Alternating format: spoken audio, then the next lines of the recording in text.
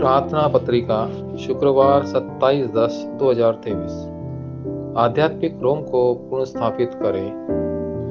पवित्र ध्यान आंदोलन का युग।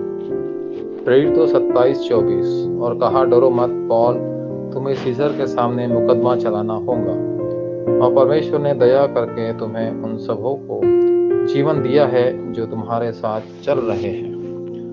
आध्यात्मिक रोम को पुनर्स्थापित करने के लिए पवित्र ध्यान आंदोलन का युग खोला जाना चाहिए। उससे पहले 3 बातें जानना जरूरी है। सबसे पहले आपको यह पता लगाना होगा कि आप यहाँ क्यों हैं। बाइबल में दास बंदी जो उपनिवेशित थे, जो बिखरे हुए थे और यात्रियों को महत्वपूर्ण के रूप में दर्ज किया गया था।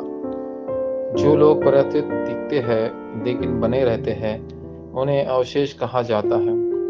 बाइबल में जो बचे रहे की तुलना एक पेड़ से की गई है। जड़ मसीह है, स्टम वयस्क पीढ़ी है, और इससे निकलने वाले नए अंकुर भावी पीढ़ी है। दूसरा, आपको रोम को देखने में सक्षम होना चाहिए, जो हर युग में मौजूद है। राष्ट्र और जगह। शैतान ने रोम में उत्पत्ति 3, 6 और 11 का आंदोलन शुरू किया। प्रेरितों 13 में 16 और 19 उसने उत्कृष्ट कृतियां बनाई और लोगों को आपदाओं में ढकेल दिया। श्राप और नरक अनंत। यदि आप इन्हें जानते हैं और ईश्वर की योजना को खोजते हैं, तो बस इतना ही परमेश्वर ने आपको यह व्यक्ति तीर्थ यात्रा और विजेता बनने के लिए बुलाया है, जिसके पास अंधकार और हराने के लिए प्रकाश है। फिर किस प्रकार का पवित्र ध्यान आंदोलन बहाल किया जाना चाहिए? पहला, सच्चे परमेश्वर की पुनर्स्थापना। यदि आपको चर्च सच्चे सुसमाचार का एहसास हो जाता है, तो आपको किसी और चीज की आवश्यकता नहीं होगी। पहला पवित्र ध्यान आंदोलन मेरे क्षेत्र और चर्च के लिए एक सुसमाचार प्रणाली का निर्माण कर रहा है।